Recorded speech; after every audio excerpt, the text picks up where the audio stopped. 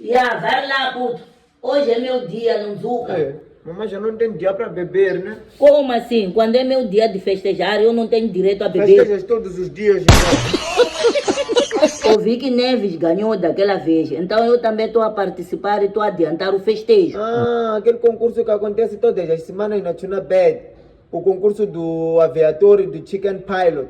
Mas como é que mamãe sabe que está a ganhar naquela cena? Não sei se teu amigo ganhou. Explica-me lá então. Davis, quando me explicou aquela cena, disse que no final de tudo, quanto mais tu ganhas mais, porque no final tem 100 mil meticais para todos os vencedores se dividir. Primeiro lugar leva 23 mil meticais, segundo lugar leva 17 mil meticais, terceiro lugar leva 12 mil meticais e assim em diante. Nono, oitavo lugar, essas cenas aí. Mas mamãe, então dá lá um pouco essa cena aí. Deixa eu não poder deixar com deixar um gano, você tá com a ambulância. Não, não,